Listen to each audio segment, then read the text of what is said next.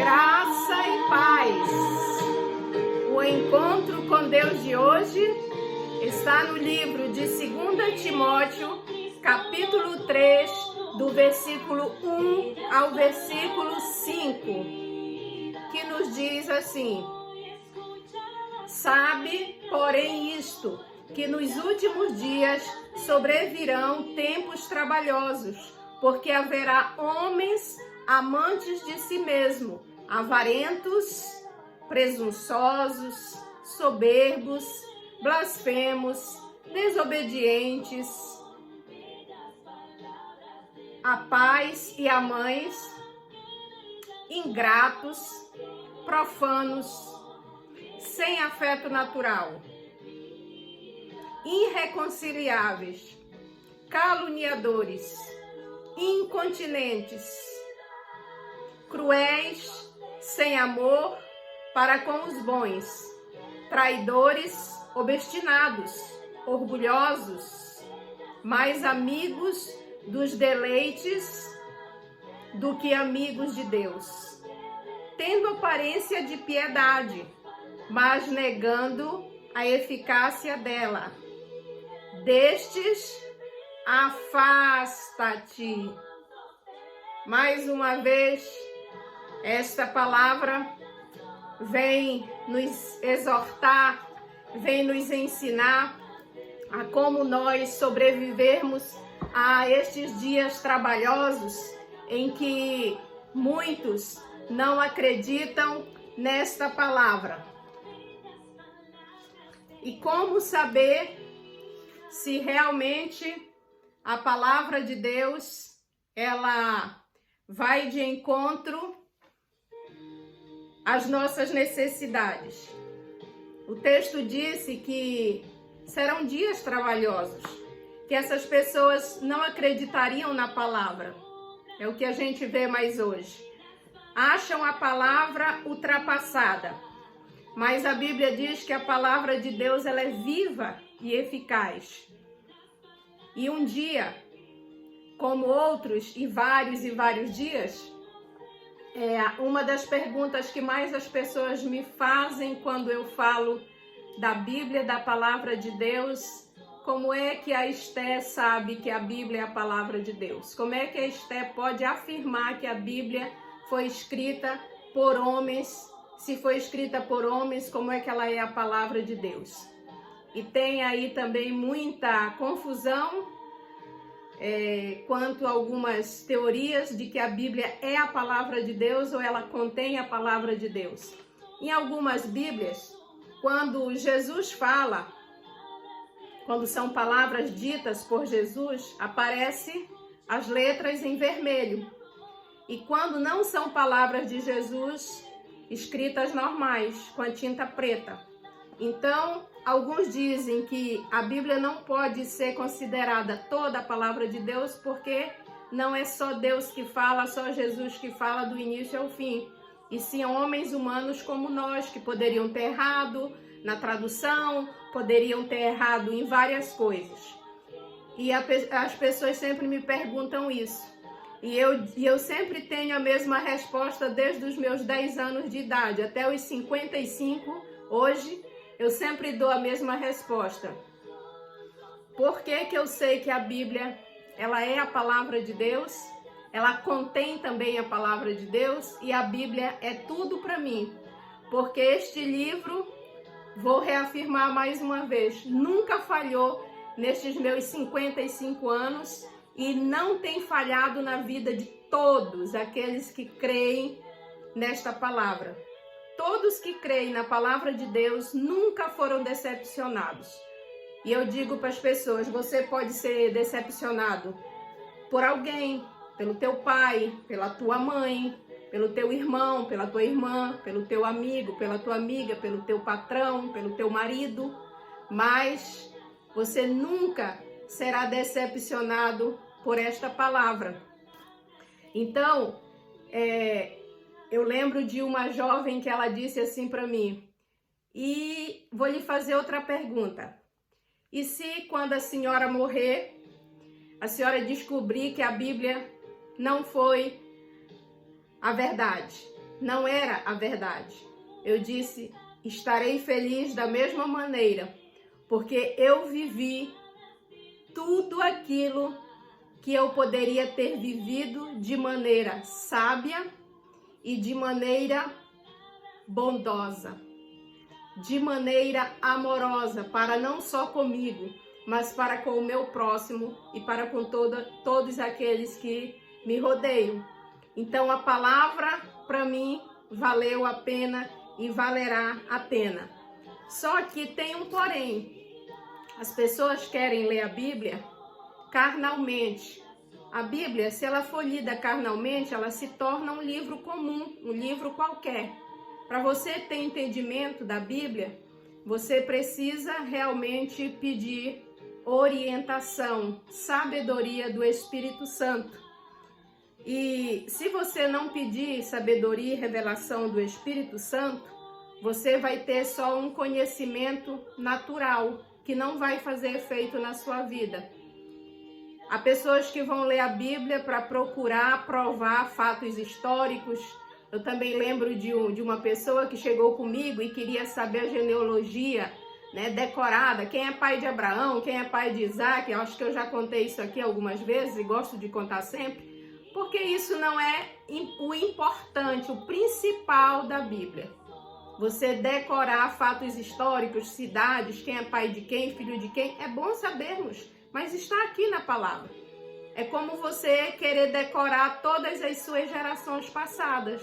Seu bisavô, toda a geração do seu bisavô, toda a geração da sua bisavó, seus primos, suas primas, chamar por nomes.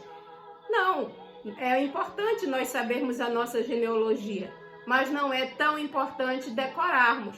O que é mais importante na palavra de Deus é nós lermos essa palavra com o Espírito Santo, junto com ele.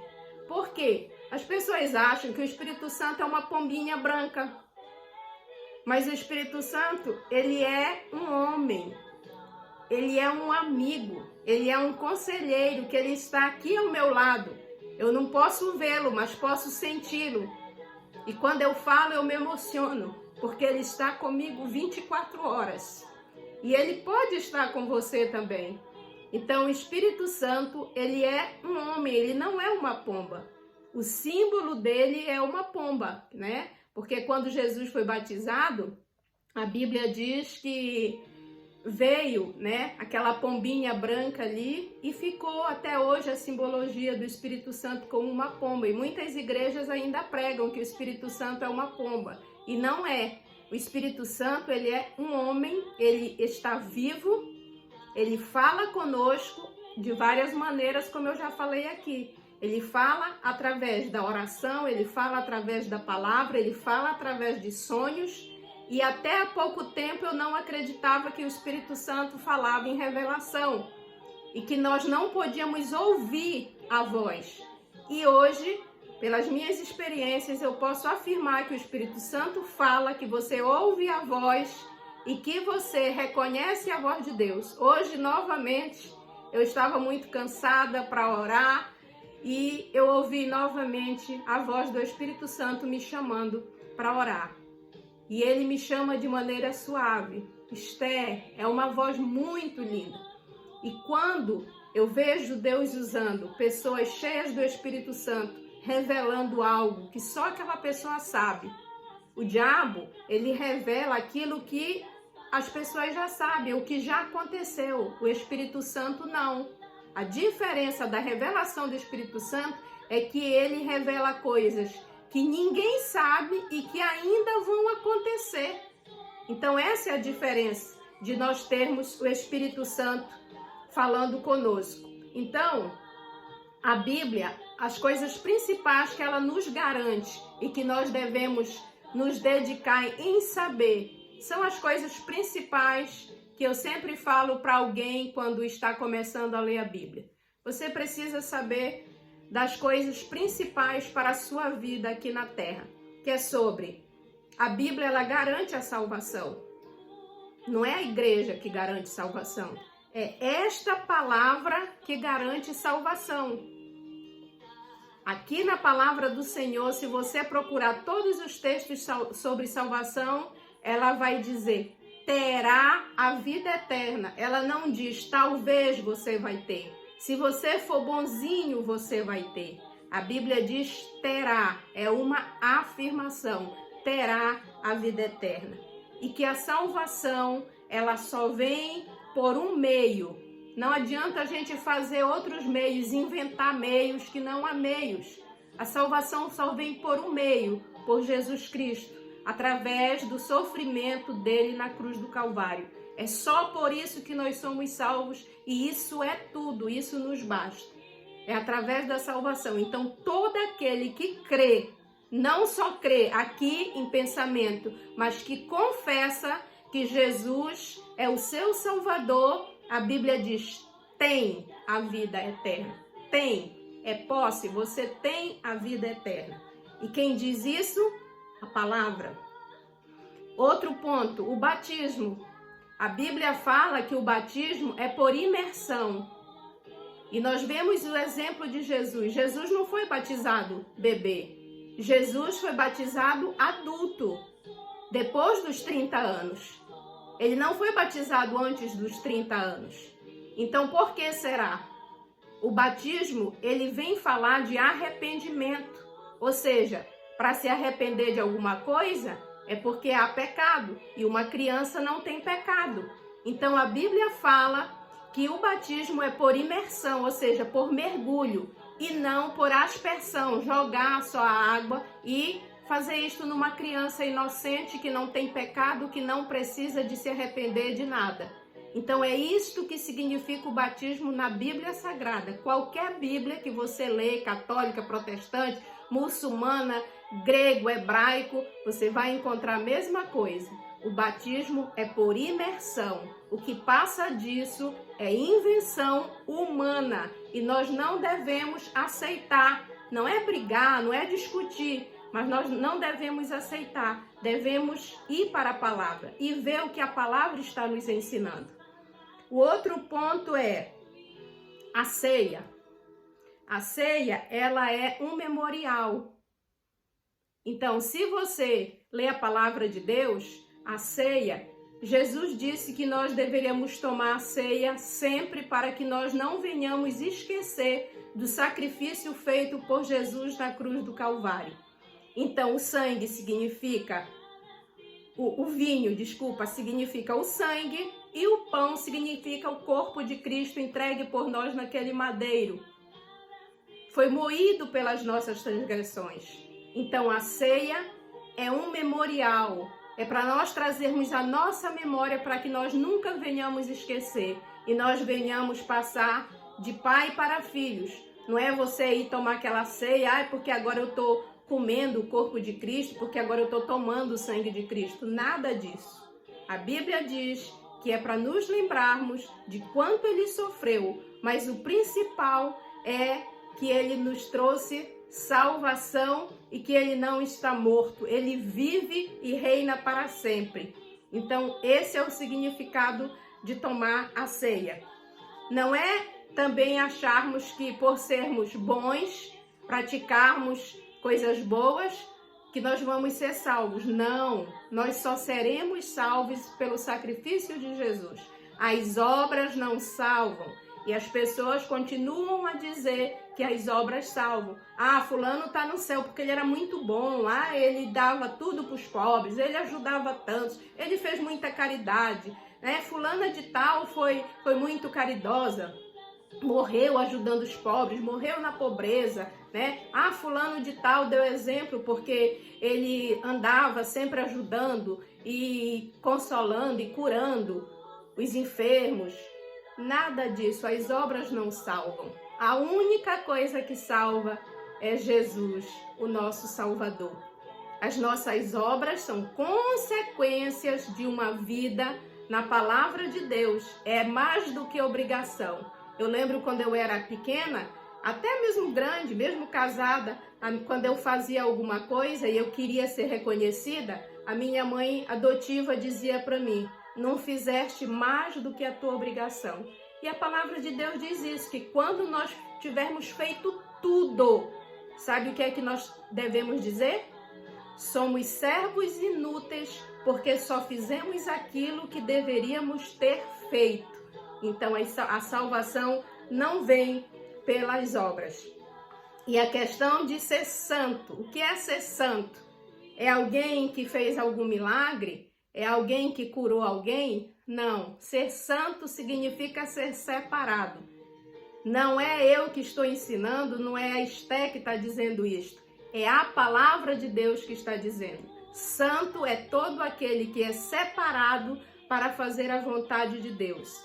É pecador? A Bíblia diz sim, é pecador. Mas é um pecador redimido. É um pecador comprado com o sangue de Jesus. E fazer milagres é uma consequência. A gente acha, fulano fez milagre, fulana fez um milagre. Todo mundo corre como se fosse uma coisa do outro mundo, quando deveria ser o contrário. Os milagres deveriam estar sendo feitos todas as horas, todos os minutos do dia. Por quem? Por Deus? Pelos anjos? Pelos ditos santos? Não, pelos ditos santos não.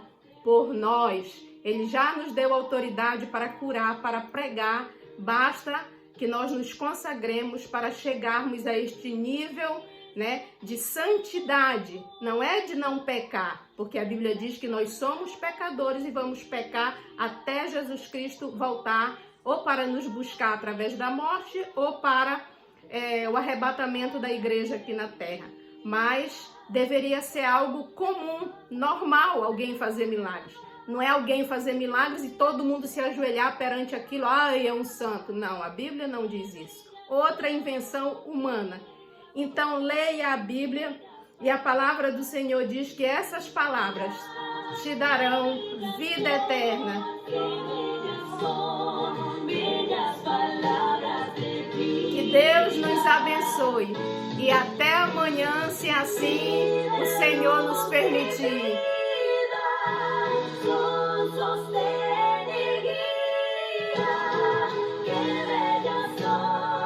Graça e paz.